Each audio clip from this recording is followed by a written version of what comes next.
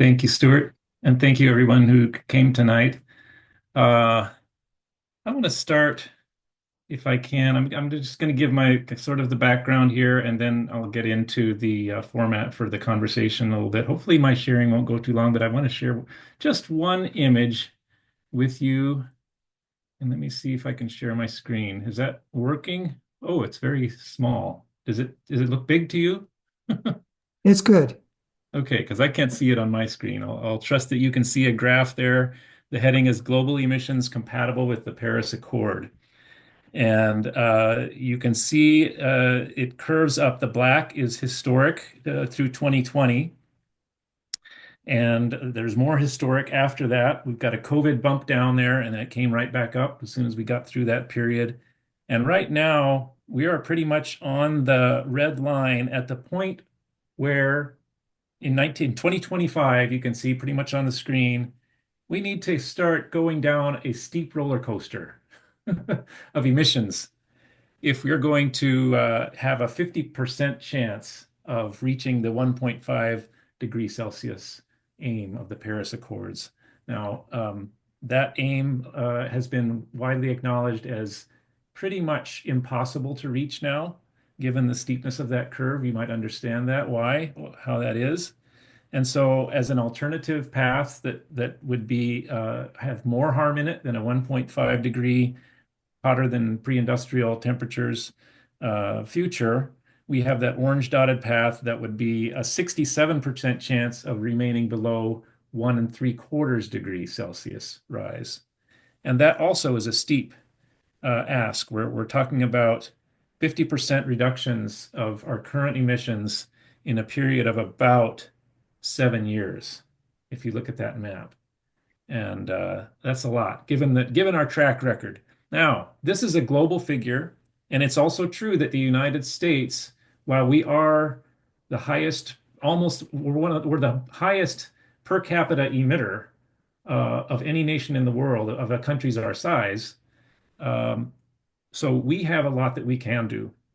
And the question is, will we do sufficiently to make a change that will have a sustainable future possible? And I want to keep that in the center of our aim tonight. I know that there are people who are doing a lot of good things, and the question is, what do we need to do enough good things? And can this franchise agreement occasion serve as an opportunity to do that? Let me see if I can figure out how to stop my share. Um, So a franchise agreement that we know a lot of us had worked a couple of years ago when this came up when we had an opportunity to vote on a franchise agreement that was placed before the voters and it failed. There was a lot of conversation. There was some I would say popular discontent with how the agreement was presented. It was presented with about 1 week of time to give feedback and no real opportunity for substantive public input there. And so we now have maybe a little bit of a time window when perhaps a method of public input could come forward that would help. A franchise agreement is basically an agreement between a municipality and a utility for the use of public rights of way. And that sounds pretty mundane, and it can be so. Um, but it also is a way that the city can get revenue for the utilities use of that public right of way. And it is a way in which more and more recently, the people of these municipalities have taken the opportunity during a franchise agreement discussion to set agreements, set a method of public discourse and participation in an energy system that will help us to meet the requirements of that steep emissions drop curve that we saw earlier. The National Renewable Energy Laboratories has done a data collection of utilities that have franchise agreements and have found that in 30 states, it is possible to have franchise agreements that have renewable energy carbon emission reductions goals in them, and that a study of the analysis of the data collected by the renewable energy labs found that enough energy to power 16 to 90 million typical households could be produced renewably because of these agreements. And just one example is that in San Diego, there was an agreement that led to a good increase in revenue by which San Diego then could undertake renewable energy projects. And many other cities and municipalities have similarly done such things. They don't always fit into the direct franchise agreement, but sometimes a side agreement has been negotiated and a partnership has been built that will make the pursuit of the goals to achieve the needed rapid emissions drops possible. That is all I want to say to set the stage. I do want to just give a brief introduction to our three panelists. Um, Garrett Weaver is a lifelong resident of Southern Arizona and Tucson. I hope you can see him there on his screen. Wave your hand, Garrett. Thank you. He works as an engineer and volunteers his time for Citizens Climate Lobby of Greater Tucson and serves on the Tucson Commission on Climate, Energy, and Sustainability. Garrett has a master's in systems engineering from the U of A, and he works towards sustainability solutions in Arizona by increasing public participation in government, advocating for policies to increase renewable energy production and eliminate greenhouse gas emissions. And he believes that a strong democracy depends on an informed electorate. In his free time, Garrett enjoys hiking and camping and can often be found on the Catalina or Santa Rita Mountains on weekends. Ron Proctor. Ron, could you wave your hand, please? Thank you. He is a legally documented seasonal migrant moving between Tucson and Maine. Ron is a sustainability practitioner tempered by local positions, including Mountain and First Avenue Neighborhood Association president. He's a founding member of Lend a Hand Senior Outreach, a recipient of a master's degree in architecture from the U of A. Ron is a past core team member. That's what we used to call the board of Sustainable Tucson, and a past lead of Tucson Citizens Climate Lobby. And he's also a member of the Greater Tucson Climate Coalition and a past co-chair of the City of Tucson's Climate Change Committee during the Rothschild administration. And Stephen Eddy, would you raise your hands? Stephen is Director of Public Affairs for Tucson Electric Power. He represents and advances company utility policies through relationships with government agencies, trade associations, and community stakeholders. Stephen is a native Tucson and University of Arizona graduate also, and he's been with TEP for 13 years. He's active in the Tucson Conquistadores and the Centurions, and serves as chairman of the District 4 Board of Adjustments. He's an avid outdoor enthusiast who believes that young people who enjoy nature will appreciate that Tucson is a bicyclist paradise.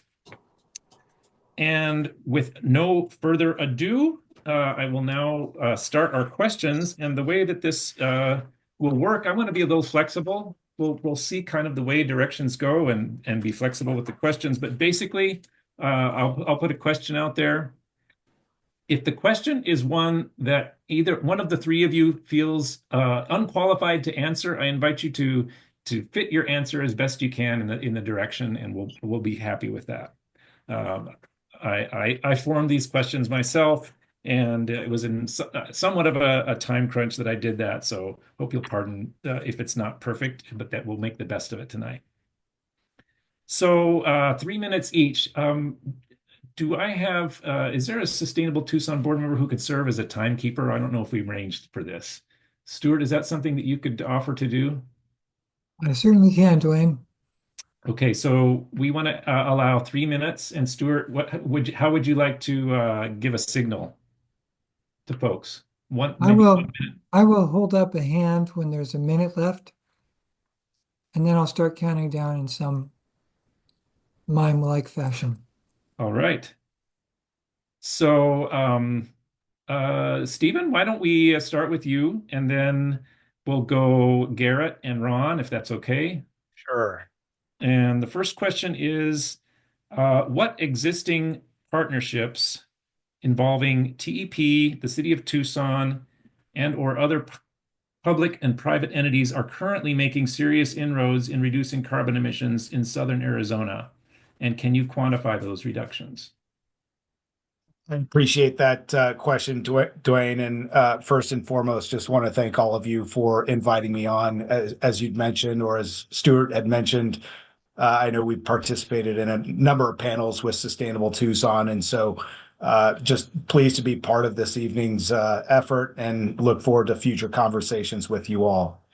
So I could probably speak more than 3 minutes on the idea of partnerships, particularly with the city of Tucson. So maybe what I'll do is first touch briefly on some existing partnerships that we have, future partnerships that we're looking at, and then investments around clean energy in general that we've seen. So by and large, I would say, and again, being a native Tucsonan and somebody that's been with TEP for 15 years now, I've seen the collaboration and partnership, not just with the city of Tucson, but also organizations like this and other nonprofits significantly increase as we become more aware of the changing climate that we see, particularly here locally in the city of Tucson.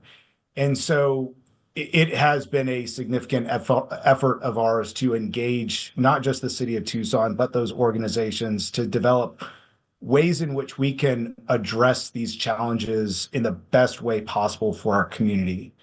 And so I think for what we see currently with the city of Tucson, I know I saw a number of you at the Heat Resiliency Summit earlier this year, hosted by the city of Tucson. I think partnerships and collaborations like those highlight what we can do as a community to address rising heat, changing climate within our community, and how we can work collectively to address those needs, whether it's resiliency hubs, whether it's education within our disadvantaged communities. The list can go on. So I think looking at partnerships like that with the city of Tucson, I think we ought to continue to focus on and expand. I think one other area that I'll touch on briefly with respect to existing partnerships with the city of Tucson is our effort to electrify the transportation system locally. We know that the largest source of carbon emissions here locally is from our vehicles. And so the more we can increase clean, zero emission vehicles on our streets is better for us as residents. And so investing in the city's bus fleet, as well as partnering with TUSD on a pilot program, which is very new, on their electric bus fleet is very exciting. And even down to bicycles, supporting rebates for not just any TEP customer, but those low-income residents that may need transportation like a bicycle to get around town. Thank you. That is 3 minutes. Should we Great. stop I'll leave there it or? there, Yeah, and let's hopefully I'll have let's some be time let's to be touch on sticklers. future partnerships. That's good. Okay. I believe I said Garrett was next. Is that right? Yeah, that's what I remember. And Garrett, just yeah, I wanted to give TEP a chance to just answer this question, and it might be a little bit of phrased differently, but if you can think of some ways that entities that you've been involved in have reduced carbon emissions, maybe you can't measure them, but let's describe some of the work of the people that has had similar effects. yeah, and thank you very much for that question, Dwayne. And yeah, if anybody testing out a new microphone, so if anybody cannot hear me, please raise your hand with the React section. And first of all, I'd like to, and I see a lot of familiar faces here, so I'd just like to say if you came on from the link I sent out on Sunday, thank you very much for being here. And first of all, I'd like to thank Sustainable Tucson for facilitating this discussion to educate the public on how electricity generation impacts sustainability in our region and how franchise agreements can be an opportunity for alignment between investor-owned utilities like TEP and the communities that they serve, like our own here in Tucson. And Dwayne, I'd like to thank you for moderating this discussion. And I'd like to thank Ron Proctor and Stephen Eddy for joining me on this panel tonight. So I'd like to say that as a Tucson resident, I am grateful for the reliable service that TEP provides our community. I'm happy that they provide an essential service that supports the needs of our city and the surrounding area, such as powering this Zoom meeting and providing us with the power for air conditioning in the summer.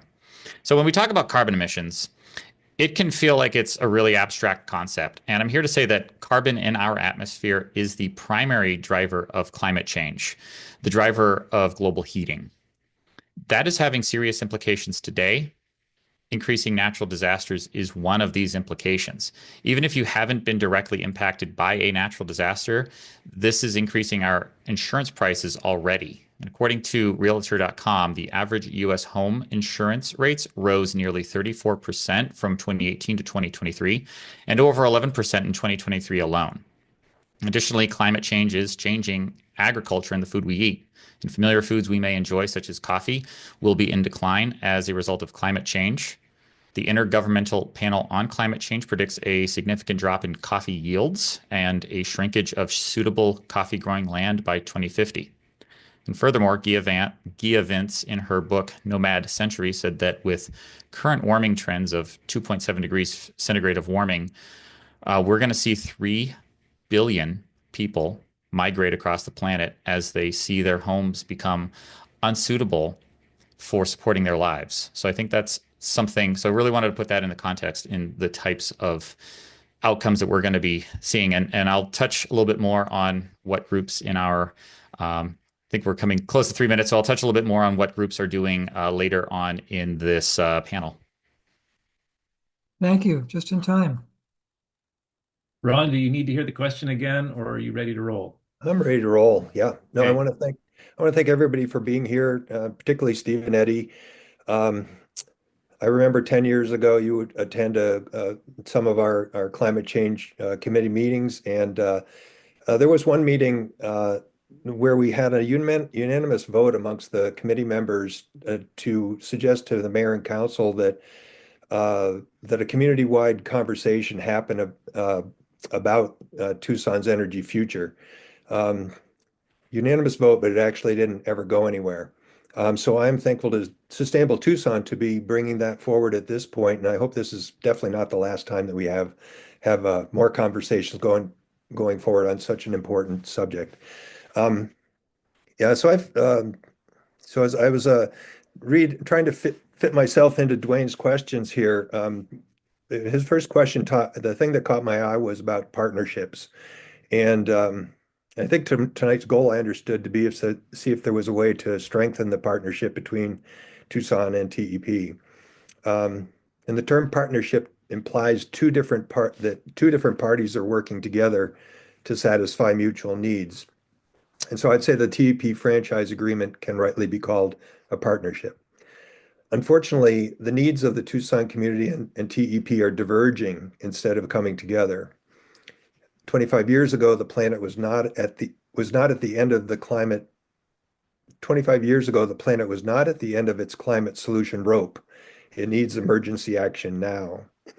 Tucsonans are faced with the burden of increasing temperatures, a diminishing water supply, and the potential for power delivery failures due to wildfire. All of these impacts have greenhouse gas emissions acting as accelerators. Environmental and financial tipping points have already begun. Tucson needs a power supply that stops digging our climate grave. Meanwhile, TEP, as an investor-owned utility, has its own needs. Its corporate charter requires investor returns. It continues to invest in carbon-emitting assets that will continue to increase the heating of our region and planet. So, the huge challenge in a future partnership will be finding a shared solution. And it's my belief the upcoming franchise agreement is where our convergence and the climate crisis can potentially be addressed. I yield my time. All right. My second question. I'm going to ask the question, and I'm going to fill in a little bit because it might not be apparent what I'm getting at here. What kinds of uses by TEP of rights of way in Tucson could most promisingly facilitate the kind of rapid reductions in carbon emissions that are demanded by our climate emergency. Um, I am a hands-on guy with solar stuff. I have my hands on the wires and the disconnects and the meters and the solar panels every day.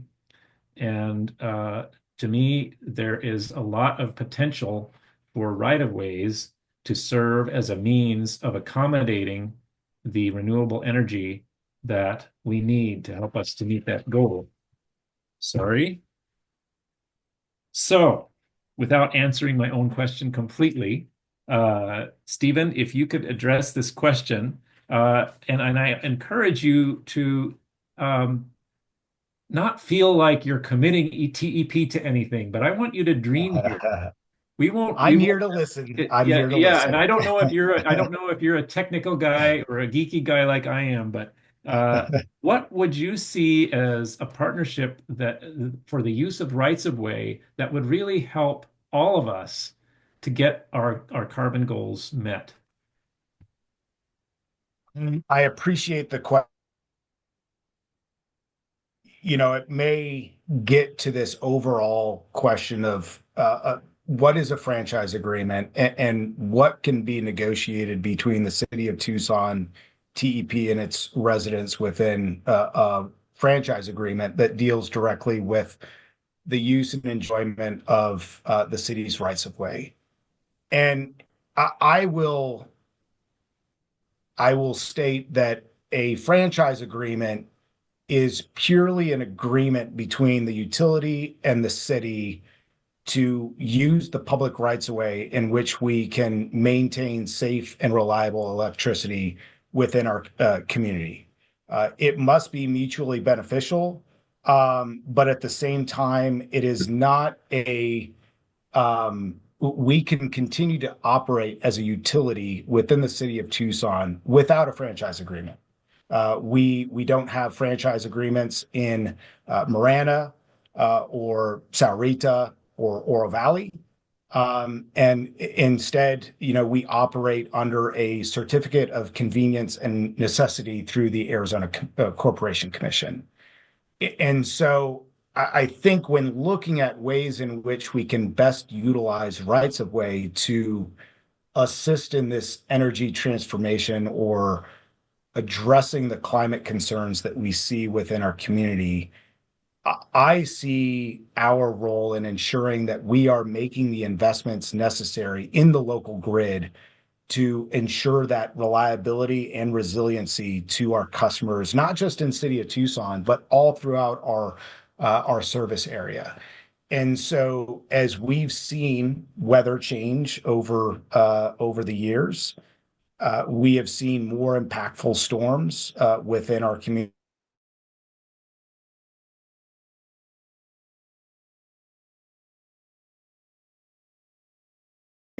Having the benefits of a franchise agreement with the city of Tucson will further enhance our ability to make those investments and make the improvements necessary within our local grid. Thank you. Um, Garrett, is this something that you have figured out a way to get some points in that are somewhat related to the question? Yeah, absolutely. And let me just first off start out by saying that I agree with everything that Steve and Eddie has said. That franchise agreements. It is certainly true that utilities have existed and served customers without franchise agreements, but and that is absolutely a feature of our system in Arizona. Uh, I see franchise agreements as opportunities for alignment between investor-owned utilities and the communities they serve. Whereas public power entities and electric cooperatives, both different types of organizing utilities, are elected by residents that serve them. Investor-owned utilities have their direction set by shareholders. So when a public service company wants to use a city's rights of way to serve customers under Arizona law, they do so by having a franchise agreement voted on by the municipal government. It absolutely is true that it is an agreement between a utility and the municipal government. But that these, under Arizona state law, these agreements are approved ultimately by the citizens of the region of that city. Given the scope and severity of climate change that we face, this is a great opportunity for alignment between TEP and our community here in Tucson. And I'd like to take time later, maybe I can talk a little bit more in detail about what other community later on in this panel, what other communities have done with their franchise agreement processes to achieve that alignment. And that's what I hope to speak to later tonight. Thank you, Garrett. Ron? Well, TEP, as I understand at this point, is lobbying for what's called a poles and wires only. It's kind of referring to what Steve Nettie says, it's a very cut and dried kind of arrangement that only covers those items. But I think it really it doesn't reflect the reality that there are social and ethical responsibilities by the electrical utility as well.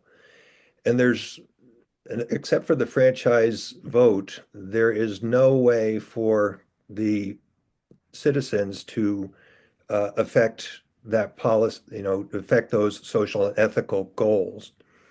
No, the utility is regulated by the Arizona Corporation Commission, and the election that recently passed has installed people that are pretty much against renewable energy at scale. And so it feels like the last best chance for people that are concerned about climate change to have an effect, and it's with their vote about the franchise agreement. So I would say that the path to cooperation and partnership needs to have more than just a poles and wires attitude from TEP. There needs to be a new social contract between the two entities that engages these issues of climate action in a significant way. And currently that's not happening. So this is where, and Garrett might have alluded to this, but there are other cities that are instituting, I think Dwayne, you mentioned it too, but they're instituting what can be called parallel agreements, which are some sort of which need to be a legal binding agreement between a utility and the community. Largely speaking, it's to help enact the climate action goals of the cities that have those utilities. So I'll leave it at that for now.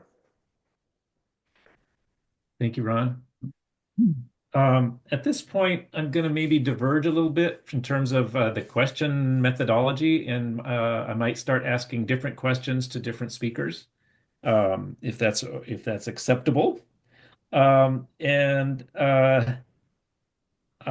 me start with you, Stephen, and the question is, given the amount of lead time that we have now, I understand that there's no set date yet for if and when a franchise agreement will be placed before the voters of this area.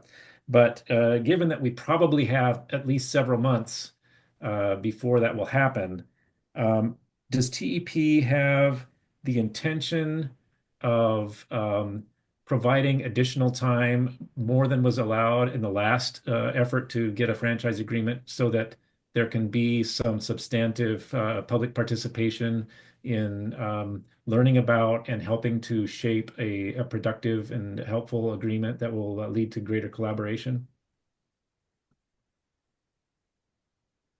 Well, I think let me answer it this way. I will remind those in this meeting that the franchise agreement does expire in 2026. And so there is a year in which where that agreement can be extended. As I think many people on this call know, that there was some direction provided by mayor and council last week on 4 different areas that involve our partnership with the city of Tucson, including a potential franchise agreement in November. of 2025. And so I think at this time it may be premature to go into too much detail in terms of what those next steps are. I think we are still working in partnership with the city of Tucson to get a better understanding of what that path forward is between the city of Tucson and TEP for a new franchise agreement. I think with respect to an ongoing dialogue around our climate future as a community, I think I will go back to other efforts that we've seen through the city with the Heat Resiliency Summit that was hosted earlier this year as a way in which we can have a community dialogue in terms of what the needs are within the community around a changing climate. I will also point out too that both Ron and Garrett have pointed out some of the areas in which a franchise agreement could potentially go. But I want to remind folks that the franchise agreement cannot overstep the regulatory authority of the Arizona Corporation Commission. So there are certain bounds in which we must operate or at least look through when developing a franchise agreement. I think when we look at the future of our community and particularly the energy profile of Tucson Electric Power, the integrated resource plan process, which I think is a plan and process in which we've discussed with Sustainable Tucson and other organizations as a means in which we gain feedback from our community, from our customers in terms of what is that path forward for us, for Tucson Electric Power to meet the energy needs for our customers in the future. And so those processes have identified the goals that we have set forward to not just our investors, but to our customers in setting a net zero goal by 2050, as well as the investments that are needed in order to meet those goals around new solar developments, new wind developments, new storage developments. We are committed to that process and continue to make those investments around those projects that are needed to get us to that net zero by 2050. Thank you, Stephen. And Garrett, could you share a little bit about what you would see as elements of a good collaboration between entities in the city of Tucson and in the service area of TEP going forward to make our carbon goals more likely to be achieved? Yeah, absolutely. And thank you for that. Thank you for that question, Dwayne. I'll start out by saying that when we see that that communities are closely aligned with mitigating their emissions with utilities, we see that emissions are reduced, or we see that emissions are reduced. And whereas TEP has 5% of its energy generated from its owned renewable energy facilities, and it has an additional 9% of its energy coming from purchased renewable power. This accounts for a total of 14% of its power generated coming from renewables. In contrast, there are many communities in the United States that are much further along in their transition. So, for example, Riverside, Illinois has achieved 74% green power and is listed on the US EPA site as a green power community. And Marin County, California, has achieved providing 95% greenhouse gas-free electricity to its 38 member communities. We see that TEP is going in the right direction, and there's a lot of projects such as Oso Grande, 250 megawatt wind project in southeastern New Mexico, Wilmot Energy Center, which includes a 100 megawatt solar array and 30 megawatt battery storage system, and Roadrunner Reserve 2, I should say, my apologies, which is a 200 megawatt system that stores 800 megawatt hours of energy. So we see that TEP is going in the right direction. I would like to see us go much further in that direction and see a lot more renewable energy. And I think a lot of these sorts of projects that TEP is already doing are really great and are projects I'd like to see more of. Additionally, I think that we can be looking at ways to bring more power, more renewable power to our community. And so I've been looking at policies like distributed capacity procurement, which is we could be building a partnership where our community could be building partnerships where we're having utility-owned renewable energy infrastructure on customer properties. And we could see more microgrids. I'd like to see more microgrids to expand resiliency, especially in the face of disaster, potential disasters we see in our community. And thank you. You have the balance of my time. Ron, I'm going to invite you to a similar question to Garrett. And if you, I recognize that we have a bit of a weakness here. We're talking about a franchise agreement that is between the city and the utility, and we don't have a representative of the city here. So I'm going to invite you, if you're willing, to talk about the ways in which either the same question I raised to Garrett and or how franchise fees that the utility might pay to the city either could be generated or from where they could come within the utility and or how they could be used by the city in advance of addressing the climate emergency.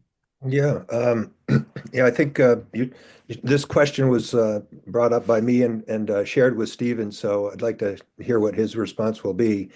My reading of the current franchise agreement contract is that TEP agrees to pay a franchise fee to the city. And as far as I can tell, what happens is they bill that fee to TEP customers, they collect it, and then they give it back to the city as if they are paying it. And I believe that it may be the ACC that allows them to do that. But this is essentially my way of thinking. This is giving away the thing that Just listening to the energy plan for Tucson. I'm sorry. Grace, could you please mute that person? Thank you. That's yeah. So the franchise agreement, when it's wires and poles and right of way, the right of way is a valuable asset for the city, for the Tucson citizens. So it has a value, and yet TEP is not paying anything for that value. Rather, it is taking it from customers and just returning it to the city. So Stephen, I don't know if you know, but is this what is allowed by the ACC for TEP to be able to do it? It just does not seem to be in the spirit of the contract as is written. So there are two fees. So there is a franchise fee that is assessed to all customers, TEP customers within the bounds of the city of Tucson. That fee is 2.25%. There is, in addition, a utility tax that the city assesses that is also 2.25, or actually it's 4.5, but the franchise fee is included in that total utility tax that is assessed to all city customers. Those fees are collected by Tucson Electric Power and then transmitted to the city of Tucson. And so those funds equate to roughly $16 million annually for each fee. There is one inclusion within the franchise fee that currently exists within our agreement that is what's called a public benefits fee. That public benefits fee is 1/9 of what's collected through the franchise fee that can be utilized by the city for three different purposes: low-income assistance, undergrounding of utility infrastructure, and renewable energy incentives. So that is a current provision within our franchise agreement with the city of Tucson now. It's too premature to tell you whether that's going to be continue to be included in the new franchise agreement, but just to give you a frame of reference in terms of what's included in the current arrangement for the franchise. So that money is it goes directly back to the city of Tucson. So, so I'm still thinking that TEP collects the money for the franchise fee from Tucson Electric customers. They collect it, and then they use it to pay the franchise fee that they're required to pay by the franchise agreement currently. Not sure if I'm sorry, So, Ron. yeah, so it kind of sticks in my craw because, like you say, there's 14 or 16 million dollars a year that comes out of the pocket of Tucson Electric ratepayers, but it gets collected by TEP and gets turned around immediately and gets paid as if TEP is paying their franchise fee. It gets paid back to the city. Which then goes to the city of Tucson. That is an arrangement between a part of the franchise agreement, which I think you will see in any other franchise agreement for most jurisdictions where that fee is collected by the utility and then directed back to the city in which that agreement exists. Right. Oh, Okay, just I'm gonna what break Sorry, in. Dwayne, I know we're getting just I yeah, but will just let you go back to your platform or If your Ron has a little questions. follow-up, go ahead. well, Sure. just yeah. So this arrangement, it appears to me, is allowed in some way. It is not in the franchise agreement that I see in the contract. It does not say how this fee would be collected or returned. So I don't know where that permission has been given, except I'm imagining it might have been in some way. It's not in your rate case. It's not built into the rate case, correct? So it doesn't appear. It appears that there was some authority given somewhere, but I don't see it in the contract anywhere. What you're talking about. Okay, I'm gonna say, yeah, that's good on that point, and I'm gonna collect us back. I don't know whether it was mentioned earlier tonight that Stephen has a family situation that requires him possibly to leave before we're finished tonight, and I just wanted to make sure that everybody knew that that may have to happen. I'm not sure. I'm not committing you to leave early, Stephen, if you don't have to, but I do want to give you freedom to meet the needs that you have. And so, with the time that we have left, I'm going to try maybe one more round. And I'm not sure now whether I should start again with Steven since you had a little bit of an extra Sure. piece there, or go ahead and start the circle with Garrett. Maybe we'll start with Garrett and take it there. So, Garrett, would you give a vision for what a partnership might look like that would be ideal, whether it came through a legal agreement or a voluntary participation or whatever it is? What would that partnership do, and who would be a part of it? And without, yeah, just talk a little bit about that from your experience and your ideas. Yeah, that's a great question, Dwayne. Yeah, I think we don't have to look too far for what other sorts of partnerships look like. Certainly, when you look at the letter of the law, it's an agreement. Franchise agreements are agreements between cities, and they're agreements between the investor-owned utilities, and that's certainly true. But in some way, the community should be involved as well, and is involved through this legal process of passing a franchise agreement. At the end of the day, it is approved by you, the voters in our city. So the community also has a role to play. When we look at franchise agreements or across the country, we can look at a few different examples, like San Diego.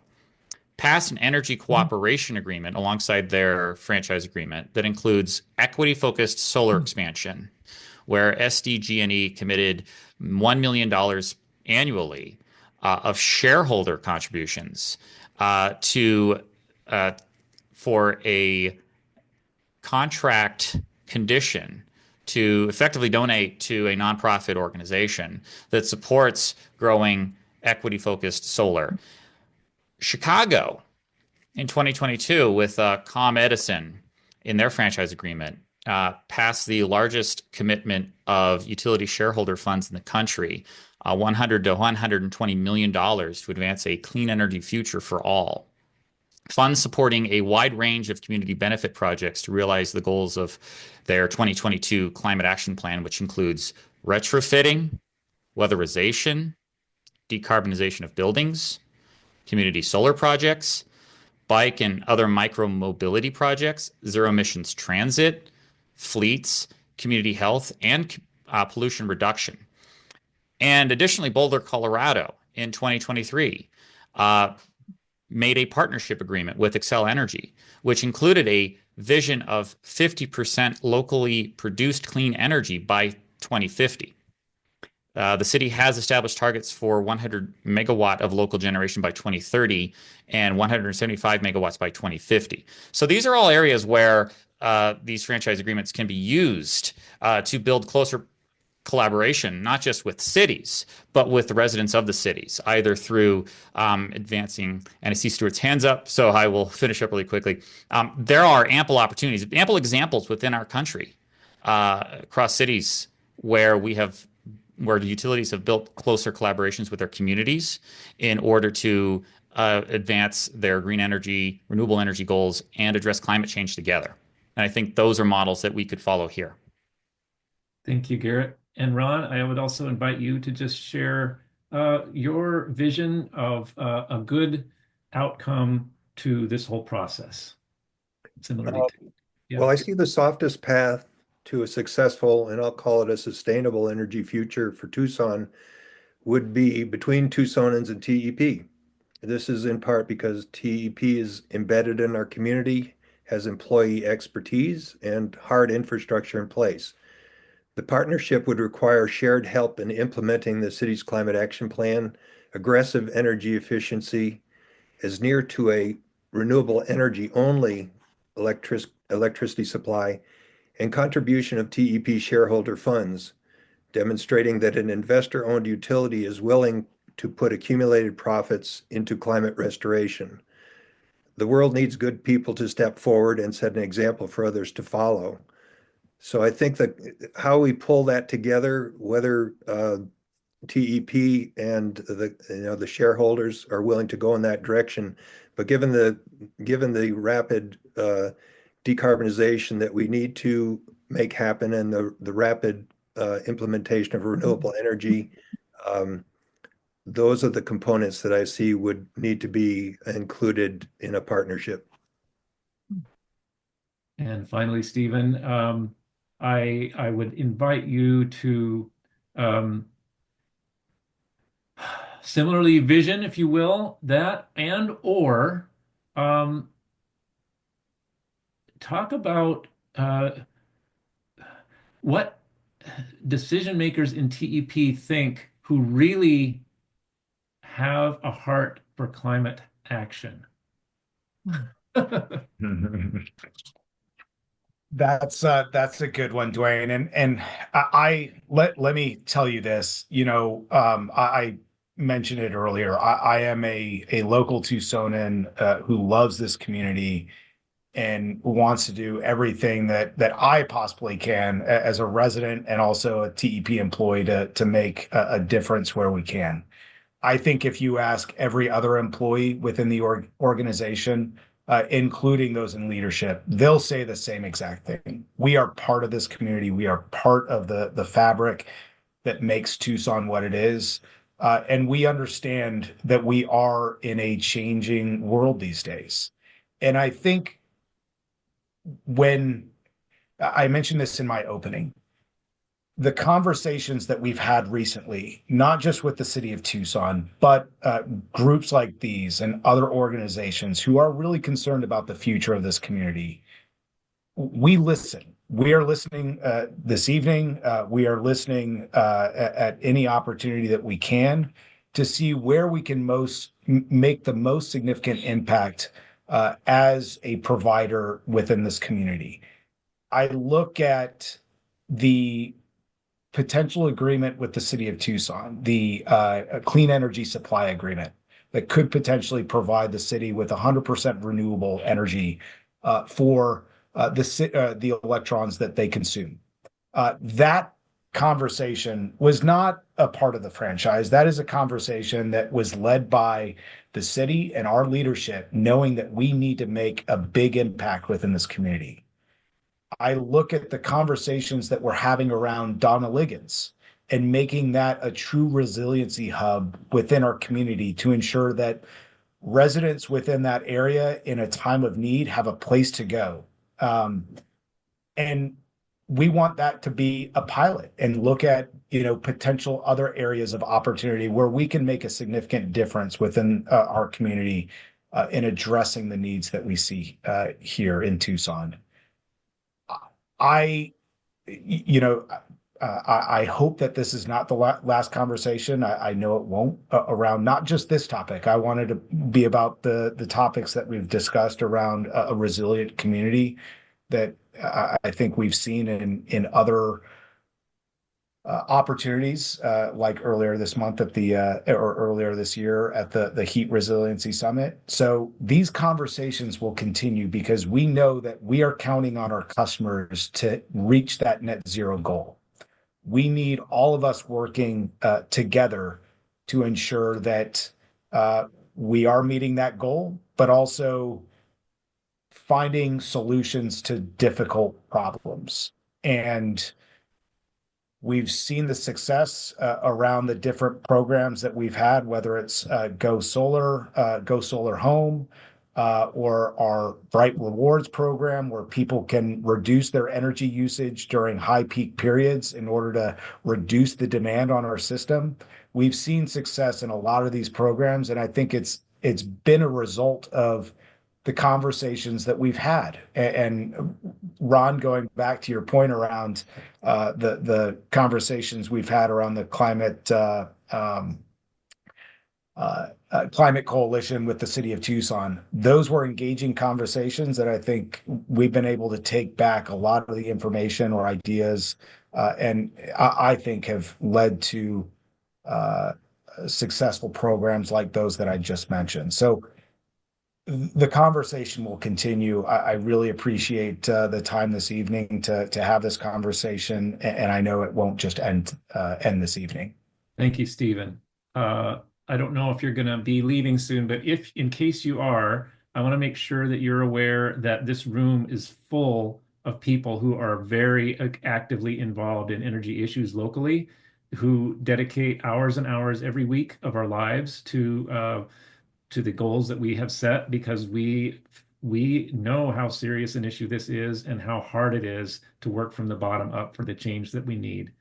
So know that your voice has been heard by people who will use your words well in terms of understanding TEP's approach. And I hope also, I really hope that you can stay a little bit longer and hear some of their words. But if you need to leave, we certainly understand. I'm waiting for a text from my brother. He's currently at the hospital, but I do need to go. But I do look forward to participating in a conversation later in the future.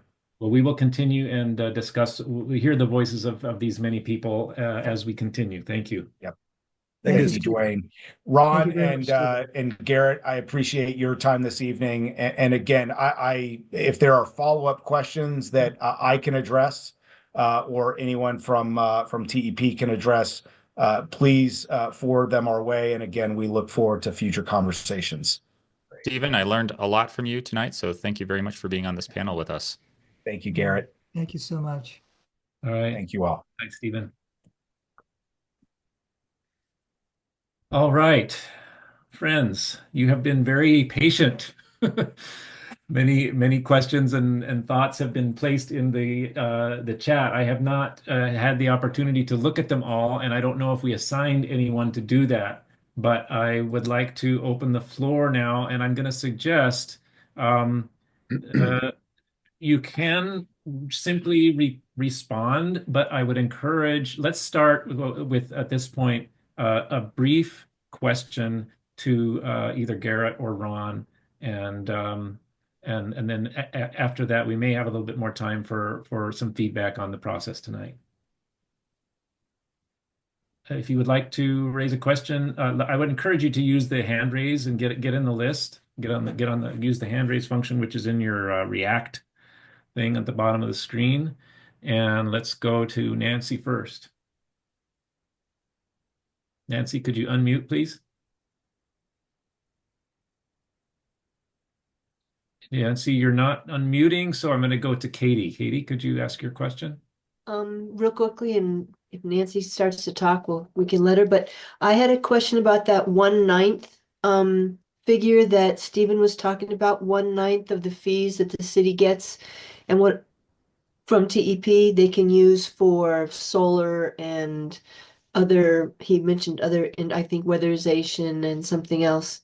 And I'm wondering if that was 1/9 of what TEP collects from the customers if they give an addition, or if it's 1/9 of what they collect from the customers, and why is there a limit to what the city can use on greens? What else does the city use their money from TEP for? I have some memory of this, but Ron or Garrett, if you have a memory of this conversation in the last round of franchise agreement, please answer if you're able. Yeah, I'll chime in and yeah, Ron, if you have something to add on. So on your bill, on your TEP bill, and I think this is what Ron was kind of alluding to with that fee, is that the franchise fee, you'll have something on your bill that says franchise fee on your TEP bill, and that money is paid to the city of Tucson. And so 1/9 of that fee so most of that money goes into the city's general fund, but 1/9 of that fee goes to pay for specific programs that can include a lot of these sorts of programs that we're talking about with that fee. Ron, would you like to add on to that? Um, Gosh, I was just trying to pull up the actual document itself. My under, which I'm not able to do, but my understanding is that um, historically those fees, nobody. I mean, this was something that was passed 25 years ago, and there's a lot that probably hasn't happened other than those funds going into the general fund generally. Um, I don't know about specific programs that have been created and used that money. Um, I will say that uh, the last the last Proposition 412, the last attempt to get another franchise fee in, um, had some provisions like that, but it was largely created. There was something called, I think it was a community resilience fee, and uh, 9/10 of the funds that were going into it, which included some, I believe it has a program for low income as well, but 9/10 of it was going to go to undergrounding costs of some $40 million for a couple miles of undergrounding. So it was a way for TEP to get so that they didn't have to pay the undergrounding costs that were required of them because the undergrounding was happening over city scenic corridors that had an ordinance that prevented overhead lines. Um, so uh, it was a faulty way to, and I think this was part of the reason that the proposition didn't pass because it was pretty clear that TEP was trying to find a way to not pay for something that they didn't want to pay for. Well, two little things there. One is that was in the proposed franchise agreement that was voted down, and two, um, what was I going to say? Oh, I lost it. Sorry. Let's go to Nancy's question. Nancy, I think I saw you were unmuted. Go ahead and ask your question. Oh, okay. Well, the mayor and council recently put out what they want in the franchise agreement, which had to do with making the city of Tucson green and the whole Donna Ligon Center work. But I'm thinking, okay, so they already say the University of Arizona um, publicizes that it is green now. But the only thing that could make them green, because I don't see any evidence of anything other than the fact that they're attributing some of this power that they're getting from wind and solar farms to providing for the university. That 14% of green energy that TEP puts out, they're kind of delegating it to saying, oh, the university is now green. But you don't see solar erected anywhere around the university. You don't see any other green anything. They're just saying this amount of electricity that we're bringing on these big transmission lines is being attributed to making the university green.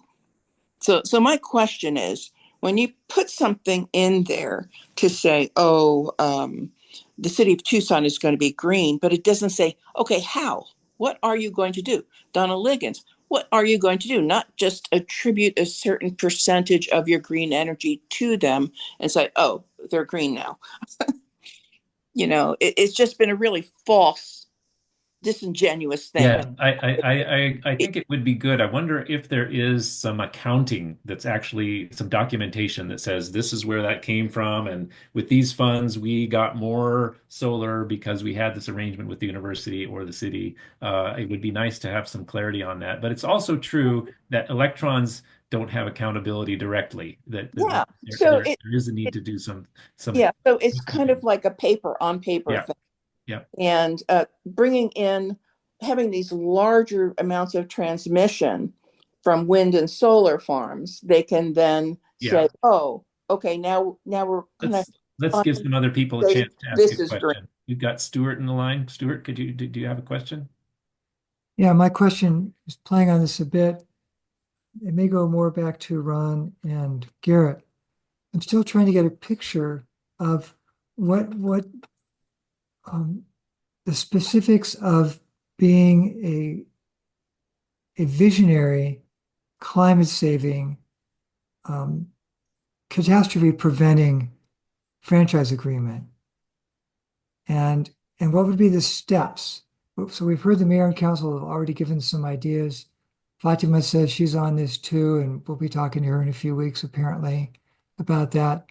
So do we have anything we want to ask of them or tell them regarding getting the ideal franchise agreement? Gosh, there's things I'd like to tell them, but I don't know that there is an ideal.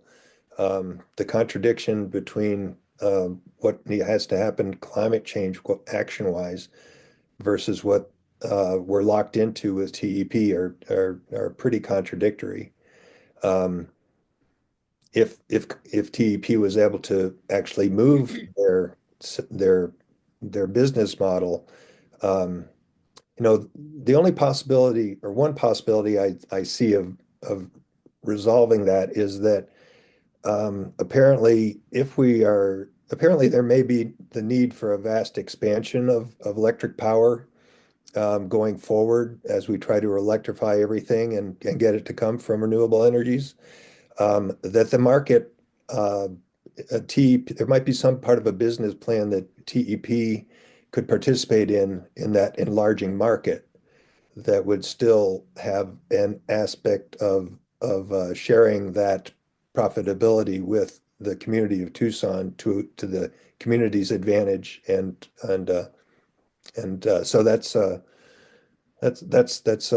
the only that's one thing that comes to mind to me as it's a big vision. Thank you, Ron. Garrett, did you have something? Yeah, and so what I'm hearing from Stuart is that it sounds like there is a need to articulate both a strategy of what we should be focusing on as a community and also a process to follow to implement that strategy. I'd like to kind of tie back to, and I really want to say I appreciated Nancy DeFeo's comments about kind of I would want to say kind of a shell game. That could be played with, well, if there's a specific set of renewable energy, I think it's a very good point to say that if you start claiming that, for example, U of A or City of Tucson is 100% renewable power, if you're not expanding that amount of renewable power that we're generating within our community, are we really doing anything for climate change? And I think the answer to that is no, that there not only needs to be accounting, but we also need to see just overall growth in the amount of renewable energy we have that we're generating in this community. And we've seen there are examples of several communities that have already taken this step, maybe not getting to 100%, but getting almost there in a lot of cases, 70, 80, 90% renewable power. So it's possible. It's possible with current technology. What I'd like to see, and I think a way that something we should be really focusing on is if there is a commitment to building out renewable energy. And I understand that there are some constraints that are imposed by this process. There are constraints that are imposed by our utility regulator, and then there might be some costs that may be fed back. But I see a lot of opportunities with demand side management. I think that that's an area where we can get more collaboration. So some of you may have heard of the Nest thermostat program. That's an example of demand side management where utility can kind of turn up your thermostat, I guess in the case of Tucson, where they're saying it'll be hotter during parts of the day or we'll pre-cool your house. And so there may be opportunities there to say, hey, maybe we can be doing some more weatherization, some more insulation of housing. I know Trez likes to say that we have 200,000 pre-78 homes in our region, and it would be great if we had some funds to help with the retrofitting of some of those buildings. And I think that's also a good thing for our utility because fewer people using less electricity to cool their homes would be a benefit both to maintaining their infrastructure and reducing the rates in which we pay as consumers. So maybe there's some opportunities there. Thanks, There's Gary. certainly a lot of other opportunities, but I think I'll table that now. Let's move on to Stephen Menke's question. Just please unmute. Yeah, I have kind of two questions. One is, what is the most direct way to influence a shareholder organization? That is to show up at a shareholder meeting or somehow get somebody to introduce a white paper or a motion at that meeting. So it says you will make more money by going into renewables. But at the present time, that's not happening because of the various kinds of things the ACC has put in the way that an investor-owned utility can get around. The second thing is distributed nature that we could have much more of. For example, when I put in my solar panels, is it possible then to get rid of that fee that I'm paying for solar infrastructure, even though I've already built it? So it seems to me there are a lot of ways that the investors can help us out with funding and or policy without losing any money. And we just need to let them know about it. So I just want to make sure I understand the second half of your question, Stephen. You said that you have built out your own solar infrastructure and there is a concern about the cost. No, I am paying a fee each month for TEP to put in the infrastructure that necessitates them to monitor my solar production. Right. So I believe you're talking about a grid access fee. Is that right? And it's not minor. It's a fairly good fee every month. And it's designed to allow the whole system to be accessible to that kind of solar hookup or wind hookup or whatever. But it's already been passed on as costs already, and yet I'm still paying for it even though I've adapted to the system. Yeah, so I'm hearing that there's really two groups that we need to influence here. So one of them, to your first question, is how do you influence large groups, investor-owned utilities? And I think franchise agreements are a way to do that. There are certainly the Arizona revised statutes makes franchise agreement law a little bit ambiguous as to what happens when you don't have a franchise agreement. And Stephen has, of course, alluded that we don't have to have a franchise agreement. That's certainly true, but there's consequences. It's very much a clear situation when you do have one. That is one lever of influence. Another area, and I think Stephen talks about, he didn't talk about in this meeting, is that utilities have partnerships, especially with looking at new technology. One of those existing Pacific Northwest National Laboratory it collaborates with TEP on some projects. And so I think there are some opportunities to influence a lot of our national labs in the advancement of technology. We are going to need to see more technology as we move towards renewable energy. To your second question, what do we do about the grid access fee? And the group that really sets that is the Arizona Corporation Commission. So they are the ones who have final and ultimate authority on our rates. And I think influencing that is through electoral processes. And I think those electoral processes can sometimes serve us well, can sometimes not serve us well. I think the 2026 election is going to give us another opportunity to kind of shift what that body how that body sets our rates. Ron, did you have anything you wanted to add? This is a great conversation. I think I'm going to cut it off there because I think I would like to go just another 5 minutes or so with the conversation. There's a lot of good questions, and I want to give everybody a chance. And then we're going to go into announcements. So if we can just do the last two people who have their hands up, and then we'll go into announcements. Trace or Paula, do you have a question? Yeah, just briefly, I don't have a question because my question was for Stephen. But what I think is essential for a franchise agreement is that we have TEP committed to actually put some of their distributed solar and distributed solar in town in ways that guarantee us an uninterruptible water supply and hundreds of cooling centers. And that's got to be in there because I think we could actually lose power. Thank you. And Barbara. Yeah, just following up on what Stephen said, I've also got solar panels on my roof. We're paying these at least $8 a month, just a basic flat fee. And the only thing they did to hook me up to the grid was install a new meter. And they've also gotten written into their rate agreements with the ACC that every year they reduce by 10% the amount that they pay for export power. So right now I'm getting paid approximately 7 cents a kilowatt hour. And then they take that same energy and sell it for 14 to 17 cents a kilowatt hour. And that fee is going to be reduced by 10% every year, thanks to their last rate agreement that the ACC allowed. So my understanding is that when a new solar customer gets that rate, they will retain the rate that they started at for a period of 10 years. Correct. But then the next customer who gets one the next year, the rate will be lower and so on. No, that was the old agreement, Dwayne. Oh, I was not grandfathered into that agreement. I see. Neither is anybody who comes in new. Oh. So what agreement do you have, Stephen? It just basically says, like what was just mentioned, I get 7 something for my power, and I don't think I'm paying 14. I think I'm paying. And next year you will get 6? I'll get a little less. I think it's in 2 more years. Okay. Well, depending on how long you've had it, I just signed my agreement this year, and it is for 10 years. Yeah, I've been in for 3 years already. Yeah. So they changed it from when you signed up.